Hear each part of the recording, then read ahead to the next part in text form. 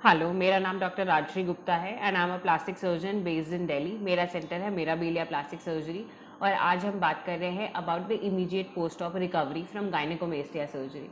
Gynaecomastia surgery जब आप day care में करवाते हैं, ऑन द सेम डे अगर आप डिस्चार्ज ले लेते हैं कि मॉर्निंग ऑपरेट कराकर इवनिंग चले गए, तो you are suppose to come back to us for dressing change, जिस टाइम पे हम कंप्रेशन गारमेंट चेंज कर लेते हैं। अगर आप हमारे साथ 24 आवर्स वेट करते हैं, आप नेक्स्ट मॉर्निंग डिस्चार्ज लेते हैं, तो हम हॉस्पिटल में ही आपका जो हमने ड्रेसिंग डाल रखी है, जो सर्जिकल टेप लगा रखे हैं, वो रिमूव करके आपको कंप्रेशन गारमेंट लगा कर घर भेजते हैं। ठीक है।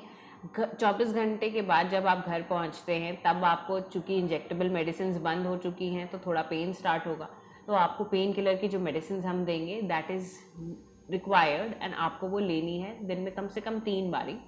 उसके 2 एडवांटेज है, एक तो आपको पेन भी नहीं रहता है और दूसरी चीज़ है कि वो वहाँ पर जो स्वेलिंग होती है उसको कंट्रोल करती है। दूसरी चीज़ आ जाती है आपकी कि आप कई बार ऑब्जर्व करेंगे कि जब कंप्रेशन गारमेंट उतारते हैं तो उसके बाद आप लाइट हेडेड हो जाते हैं। तो अगर आपको कंप्रेशन गारमेंट उतारना है, प्रेफरेबली आप बेड पे लेटे लेटे या कहीं पर बैठे बैठे गारमेंट उतारें, कि अगर आपको थोड़ा सा लाइट हेडेडनेस या डिजीनेस लगती है तो आप गिर न जाएं। और फिर आप देखेंगे जब अपनी चेस्ट पे, तो आपको ऐसा लगेगा कि दोनों तरफ स्वेलिंग बराबर नहीं है, तो उससे घबराना नहीं है, क्योंकि दोनों तरफ एग्जैक्ट साइज जो है इमीडिएटली नहीं मैच कर पाता है, क्योंकि स्वेलिंग कहीं पर ज़्यादा आएगी, कहीं पर कम आएगी। बट अगर आपको किसी एरिया में लगता है कि स्वेलिंग बहुत ज़्यादा है या नील बहुत ज़्यादा है, तो आप हमें बता सकते हैं। देन मूवमेंट कितनी करनी है, तो आपको अपना कोशिश करना है कि आपका एल्बो हमेशा बॉडी की साइड पे ही रहे। थोड़ा बहुत आप मूव कर सकते हैं, बहुत बहुत ज़्यादा एक्सटेंसिव नहीं करना है।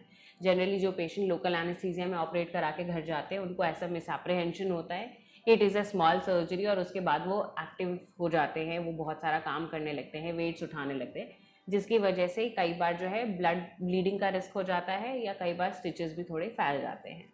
नहाने की जो बात आती है, तो हम, अगर आप प्रेफर करते हैं कि इमीडिएटली आपको एक बाथ लेना है, तो आफ्टर से 48 आवर्स हम एक वॉश प्रूफ बैंडेड या वाटर प्रूफ ड्रेसिंग लगा देते हैं and then you can take a bath. अगर आपको कुछ और पूछना है तो you can ask in the comment section. Thank you.